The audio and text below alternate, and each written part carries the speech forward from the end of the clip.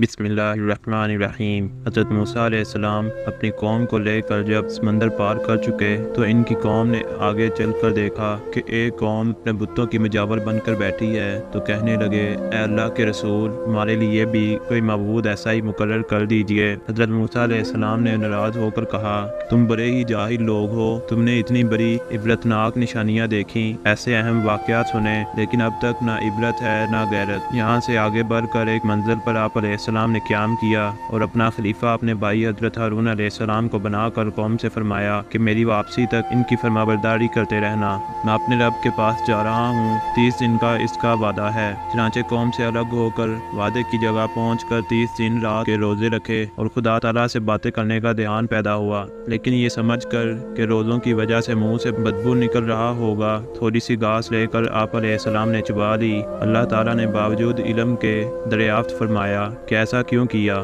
آپ علیہ السلام نے جواب دیا، صرف اس لیے کہ تجھ سے باتیں کرتے وقت میرا منہ خوشبودار رہے۔ اللہ نے فرمایا کہ تجھے معلوم نہیں کہ روزے دار کے منہ کی بو مجھے مشک و عنبر کی خوشبو سے زیادہ اچھی لگتی ہے۔ اب تو 10 روزے اور رکھ، پھر مجھ سے کلام کرنا۔ آپ علیہ السلام نے روزے رکھنا شروع کر دیے۔ قوم پر 30 دن جب گزر گئے اور حسب وعدہ حضرت موسیٰ علیہ السلام نہیں لوٹے تو وہ غمگین رہنے لگے۔ حضرت ہارون علیہ السلام نے قوم سے خطبہ کیا اور فرمایا کہ جب تم مصر سے چلے تھے تو قبطیوں کی رقمیں تم میں سے بعض پر ادھار تھیں، اس طرح امانتیں بھی تمہارے پاس رہ گئی ہیں، یہ ہم انہیں واپس نہیں کر سکتے، لیکن میں یہ چاہتا ہوں کہ ایک گہرا گڑھا کھودو اور جو اسباب، زیور، سونا اور چاندی وغیرہ ان کا تمہارے پاس ہے سب اس میں ڈال دو اور پھر آگ لگا دو۔ چنانچہ یہی کیا گیا۔ ان کے ساتھ سامری نامی ایک شخص تھا، یہ گائے بچھڑے پوجنے والوں میں سے تھا، فرعون کی قوم میں سے بھی نہیں تھا، اس لیے ان کے ساتھ نکل آیا۔ اس نے کسی نشان سے کچھ مٹھی میں اٹھا لیا تھا۔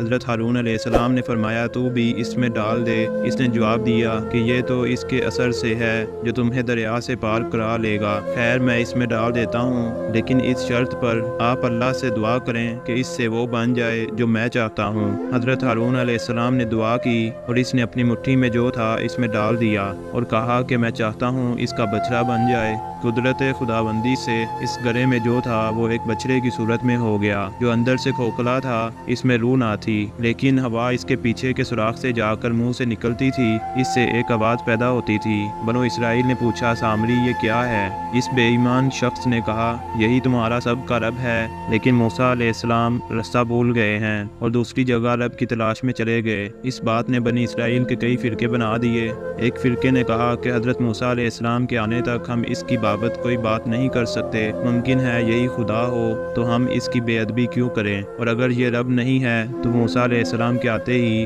حقیقت کھل جائے گی۔ دوسری جماعت نے کہا، یہ شیطانی حرکت ہے، ہم اس لغویت پر مطلقاً ایمان نہیں رکھتے، نہ یہ ہمارا رب ہے نہ ہمارا اس پر ایمان۔ لیکن ایک فرقے نے اسے دل سے مان لیا اور سامری کی بات پر ایمان لے آئے، مگر بظاہر اس کی بات کو جھٹلا دیا۔ حضرت ہارون علیہ السلام نے اسی وقت سب کو جمع کر کے فرمایا کہ لوگوں، یہ خدا تعالیٰ کی طرف سے تمہاری آزمائش ہے، تم اس جھگڑے میں کہاں پھنس گئے؟ تمہارا رب تو رحمان ہے، تم میری اتباع کرو اور میرا کہنا مانو۔ انہوں نے کہا، آخر اس کی کیا وجہ کہ 30 دن کا وعدہ کر کے حضرت موسیٰ علیہ السلام گئے اور آج 40 دن ہونے کو ہیں لیکن اب تک لوٹے نہیں۔ دوسری طرف حضرت موسیٰ علیہ السلام کو اللہ کی طرف سے قوم کا حال بتا دیا گیا۔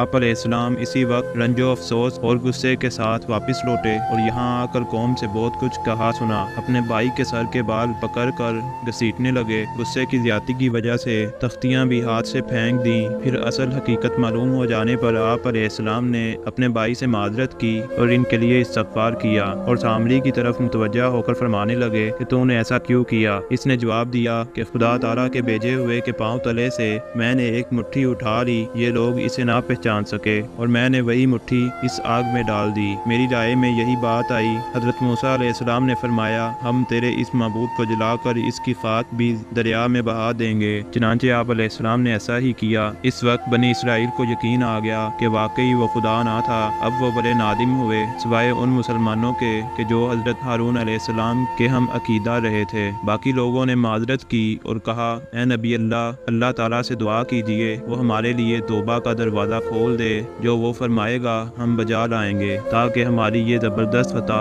معاف ہو جائے۔